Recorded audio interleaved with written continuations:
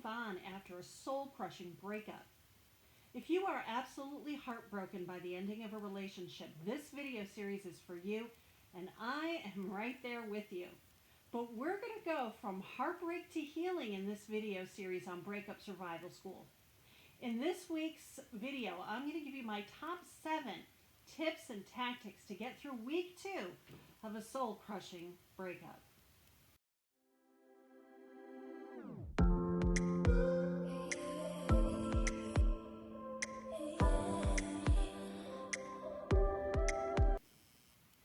So here we are in week 2. I'm so sorry that you're going through this pain, but please know you're not alone. You're still going to be on a roller coaster of emotions this week, but if you're like me, by the end of week 2, a little reality is starting to set in. So let's get into week 2 emergency tactics. Number 1, no contact. You may have heard this rule before, and it's easier said than done.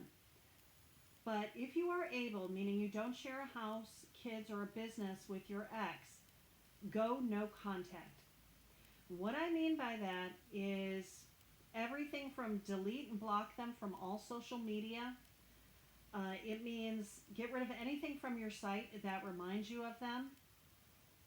It means deleting their friends or unfriending their friends.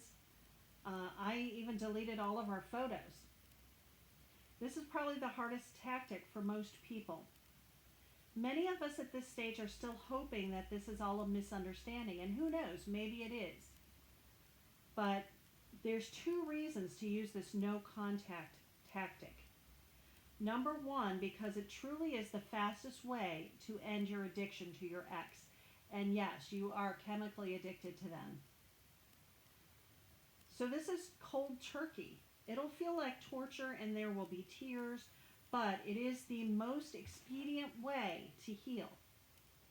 You don't necessarily have to maintain the no contact rule for the rest of your life, but for a period of time you certainly do.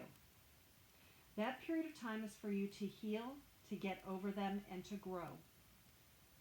If that is truly what you want to do, no contact is the way. The second reason to go no contact is to give them time to miss you, to really miss you, and to feel your absence in their life. And at first they'll be super excited about getting that space they wanted, getting room to do whatever it is they want, whatever they feel they need to do. But in 30 or 60 or 90 days, that person's going to be missing you. And it won't be until then that it sinks in what you not being in their life truly means. Only after that period of no contact will they have time to reevaluate.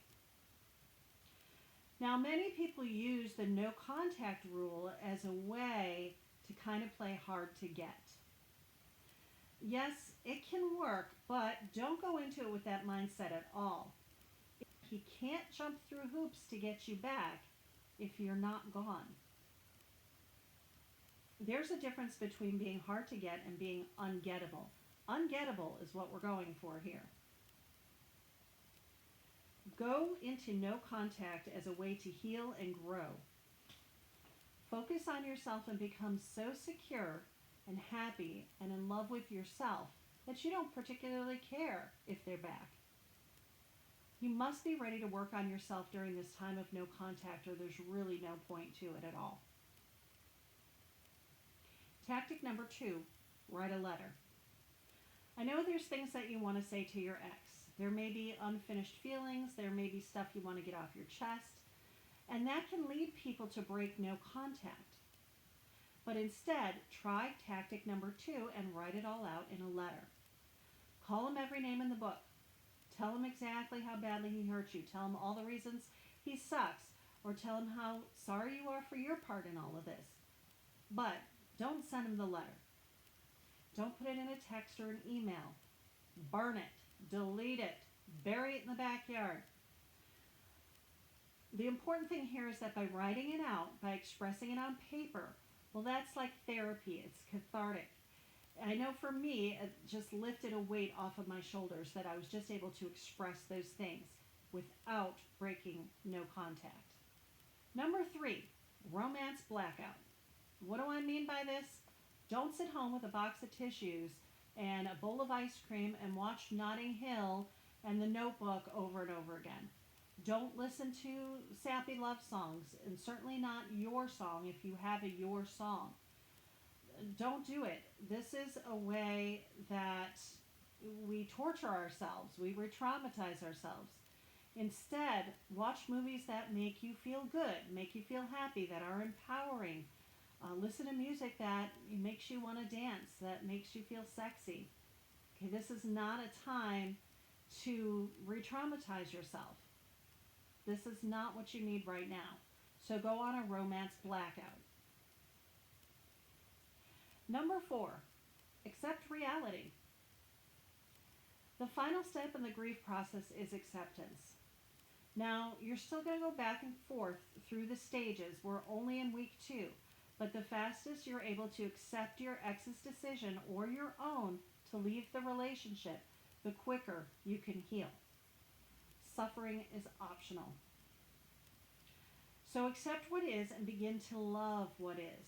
Find just 3 things that you can look forward to in your new single life, whether that's more freedom, more time with friends or family. Maybe it's a new apartment you can decorate.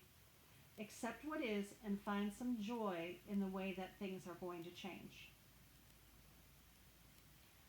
Number 5 is patience.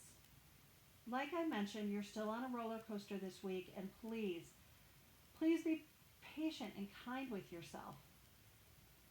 Don't get angry at yourself for not being in the acceptance phase, and don't feel hopeless because you're hoping for a reconciliation that isn't coming. Understand that those feelings are going to crop up, but please be kind to yourself. Let them come up, feel them, and then let them go. Remember, emotions don't last very long at all unless we invite them to hang out. Number 6, read Breakup Boot Camp. Okay, this lady wrote the book on breakups. If you're like me and you feel unlucky in love, or maybe you've noticed some patterns in your love life, this book is for you. One day I'll do a video on this book on my best takeaways from the Breakup Boot Camp. Number 7 is avoid backsliding. So there may be a time this week or in the coming weeks where you might backslide. There may be a moment when your ex waffles on their decision to leave the relationship, or you do, if you're the one who ended it. You might think, did I do the right thing? Again, emotions are running really high right now, and you may be confused. This may have been an impulsive decision on someone's part. I'll give you an example. I still live with my ex, and I'll be here for another week or 2. The other day, he came home through the door, and I can see in his eyes regret. He looked like the man I fell in love with, not the one who dumped me. He stood in front of me, and I asked what he wanted, and he said he felt like he wanted to hug me. The rest of the morning, he tried to be close to me, and it felt comfortable to have him near me. It would be so easy for me to let him comfort me. But I had to ask myself his motivation. It turns out he just wanted to take me to bed and see if that made him feel anything. It wasn't because he was still in love with me or wanted to feel close to me. Again, a part of me wanted to fall into his arms and let him love me, but I had to think, what will this get me? And why should I go to bed with somebody who hurt me so badly? What would sleeping with him mean to me, and what would it mean to him? I knew it didn't mean the same thing. Don't go back for that one last roll in the hay. I feel it will only set you back in your healing process. The only time I would feel that it's safe to do this is after a long period of no contact. When you've healed and you're no longer addicted to them or even care if they're in your life or not.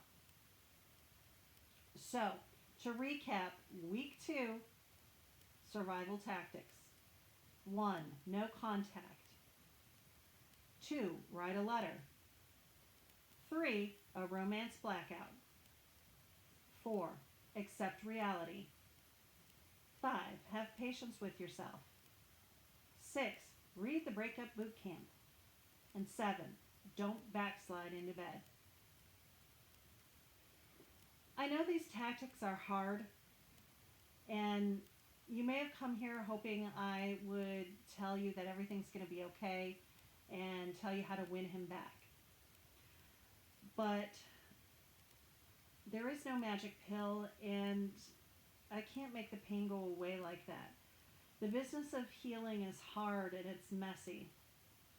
If healing and growth is really what you're after, then use these tips and tactics that I'm giving you, and let's go from heartbreak to healed. If you found that any of these tactics are helpful, please consider hitting that like button so that more people can see these videos. And I would love it if you would subscribe so you get notified when I drop a new video. Until next week, remember that you're not alone. You will get through this, and you are worthy of love.